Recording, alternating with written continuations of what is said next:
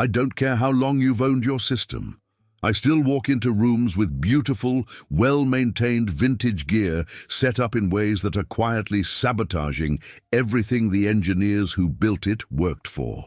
12 things, and I'd bet money at least 3 of these apply to your room right now. 1. Toe-in matters more than you think. Speakers aimed dead straight ahead, parallel to the side walls, almost always sound worse than speakers angled slightly inward toward the listening position. A few degrees changes the whole soundstage.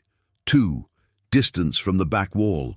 Push a speaker right up against the wall and you're reinforcing bass in a way the designer never intended, muddying the mid-range in the process.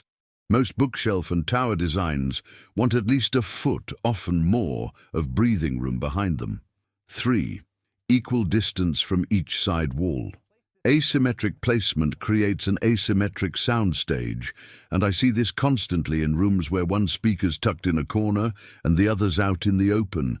4. Break-in is real and it's not a myth. New surrounds and spiders on drivers do loosen up over the first several hours of use. Don't judge a new pair, or a pair with fresh surrounds, in the first evening. 5. Room modes.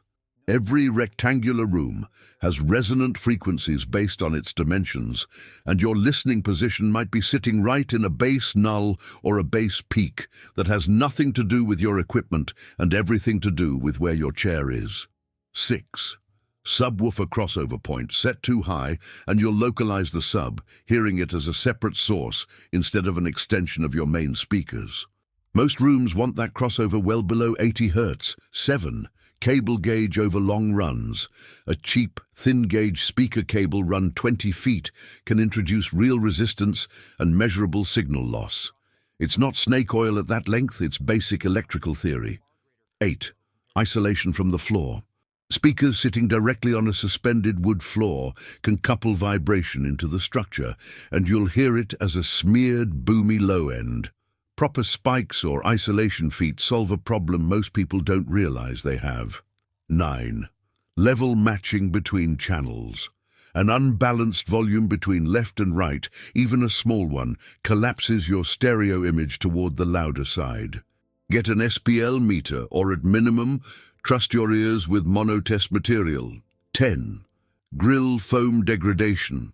Old foam grills disintegrate with age, and loose foam particles or a sagging grill frame in front of the driver changes the high-frequency response in ways that are easy to blame on the speaker itself. 11. Cap reforming after long storage. If a piece of vintage gear sat unused in a garage for years, powering it straight up to full volume risks the electrolytic capacitors. Bring it up slowly on a Variac, or have a technician check it before you trust it at full output. 12. Listening height. Tweeter axis should generally align close to ear height at your primary listening position.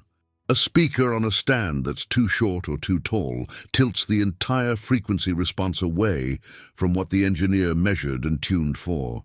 Every one of these 12 costs you nothing but 10 minutes of attention, and I promise you, correcting even 3 or 4 of them will make your existing system sound like you spent another $1,000 on it. Tell me which of these 12 you're guilty of. I certainly was guilty of a few before I knew better. Subscribe, because setup is half the reason gear gets blamed for problems it never had.